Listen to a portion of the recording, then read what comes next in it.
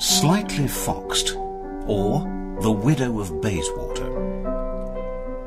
Decades ago, wits, poets and dukes circled like planets round Gloria Jukes.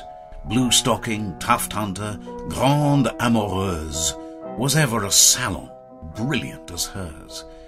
Her name still turns up, though she's turned up her toes. You meet her in memoirs, they still quote her mots, and old crones remember her faults and her furs. Such foibles, my dear, such sables were hers. A wrecker of homes and a breaker of hearts, she talked like a book and encouraged the arts. Political hostesses envied her poise and said they preferred conversation to noise. Her cook was a dream, her pearls were in ropes, she furthered ambitions, she realised hopes, lent Dowson a fiver, put rouge on her eyebrows, enchanted grandees and reconciled highbrows. Acclimatised novel bohemian behaviour in the stuffiest house in Victorian Belgravia, and when St. John's Wood was abandoned to orgies, behaved like a dignified bride at St. George's. A personage paid to her regal poitrine a compliment royal, and she looked like a queen. But of some Ruritanian kingdom, maybe, all plastered with gifts like a Christmas tree.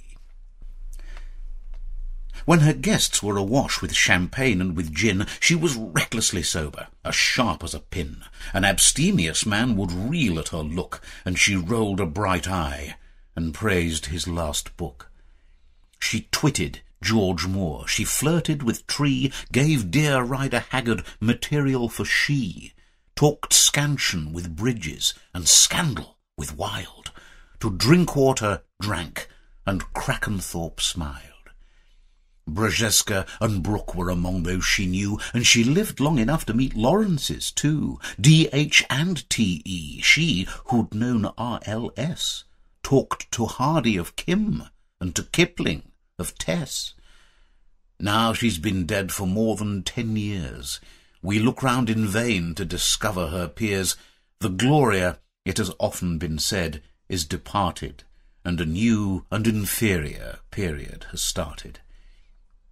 But tucked right away in a Bayswater attic, arthritic, ignoble, stone-deaf and rheumatic, there still lingers on by the strangest of flukes, yes, Gloria's husband, Plantagenet Dukes.